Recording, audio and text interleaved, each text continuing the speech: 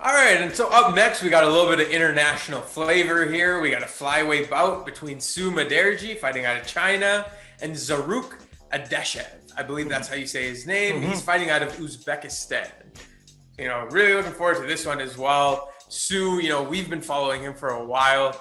So looking forward to getting him back in the ring. He comes in with that 13-4 record. He's 2-1 in the UFC. He did lose his debut to Louis Smolka back in 2018, but he's bounced back with consecutive victories. The most recent we saw was against Malcolm Gordon in the first round back in November, and that one really sold it for us for sure. On the flip side, we got Zarrukh. So Zarrukh has a 3-2 record. He's had a little bit of success in Bellator for sure, and he made his UFC debut back in June of last year. He also lost his debut to Tyson, who we'll be seeing later today. And yeah, this is going to be a tough fight for him. What do you see breaking down here?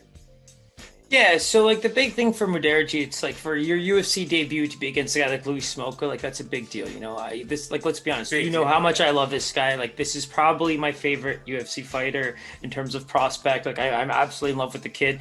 Even when you look at his prior fights, he's been so open about how hard he wants to work on his grappling because he knows that it's such a major hole in his game. He's proven that his striking is very good, even for the UFC level with the way he beat Malcolm Gordon. That was a fight we actually analyzed together, and it was really sad for us to go against a Canadian fighter, but our boy Sue, my name is Sue, Rich's name is Sue, and I just, there's a connection there, and I love him, and I'm loving everything I'm seeing. There's obviously a bit of a what you would call a bias here, but in terms of what we're seeing from a UFC perspective, it's very clear. The striking is there, the footwork is there, the combos are there. It's just he really does need to kind of get that grappling going. He needs to get that cardio up to higher than prospect level. You want to be a ranked fighter, you want to kind of explore those championship level type rounds and all that, headline cards. That's kind of where you want to take it. When we look at Zarrukh, this guy's a primo striker. I think this is the UFC's version of trying to create an absolute barn burner of a fight. When you watch his highlight reel, he's accurate as hell. He's powerful.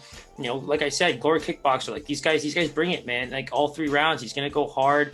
I think the one thing you kind of want to see is Mudaerji the real deal. Like if he has the opportunity to mix it up, this is kind of the fight to do it. I think if you have so much confidence in your striking and you want to practice your ground game, I mean, if you're a really confident grappler, I think 9 times out of 10, most of these guys are taking this fight to the ground. You know what I mean? That's where I kind of I'm curious. Absolutely. I'm curious if this is just the UFC's way of just creating an absolute, brawl in terms of fight making. And I think we'll be able to tell within the first few minutes of this fight for sure whether this really is that outclassed for sure. So in terms of lines, where do you see this one kind of landing? Yeah, so for me, it's like I really fell in love with this kid in that Nurmagomedov fight. We got 3 rounds and we got to see what he could do, and finally Malcolm Gordon put him on the map. When you look at Adashev, 3-0 Bellator fighter, that's the one thing that stood out for me. I really enjoyed what I saw there. He's able to do it against some of the top fighters in the world, but now the question is, like, how are these guys going to stack up footwork? I think Mudaerji has really good size for these lower weight classes. He fights at bantamweight and flyweight. He really has proven his worth at both weight classes. He seems to be the real deal. And when I'm thinking about just overall skill, I still have to give this guy the edge as the favorite.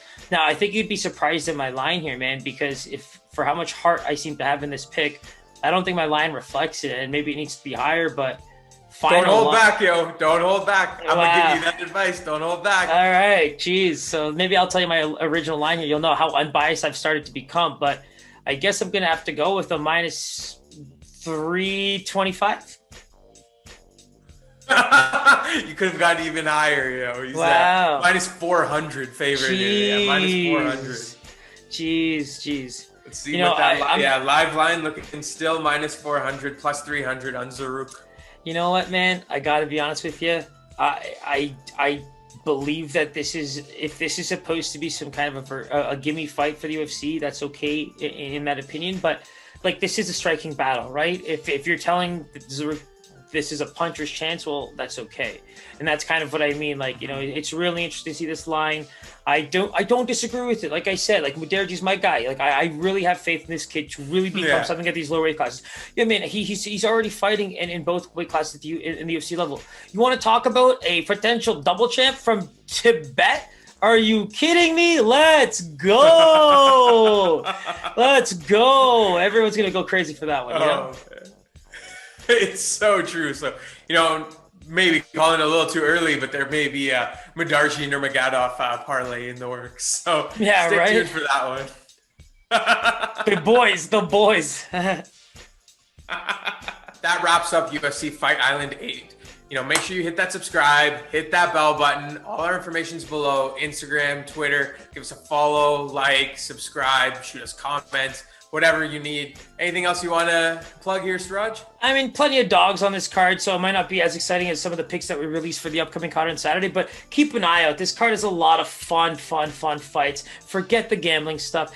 This is a very fun card to watch. You got two contenders, headlining, and like Pi said, follow. We got plenty of MMA stuff coming out, and as always, man, it's always a pleasure, man. Love doing this shit with you. Can't wait to keep going.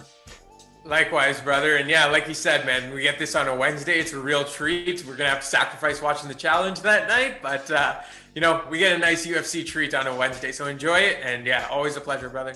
My man, take it easy. Peace. Later.